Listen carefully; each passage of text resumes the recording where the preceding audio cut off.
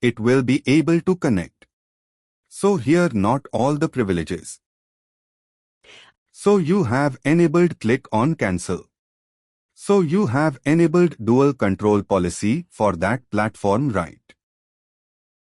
And on the safe level, you have access safe without confirmation permission.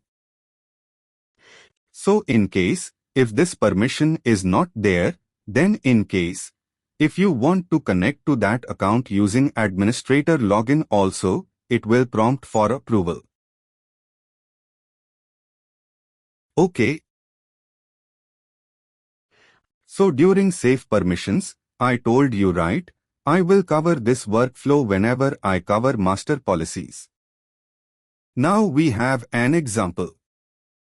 So we have covered. Sure. Okay.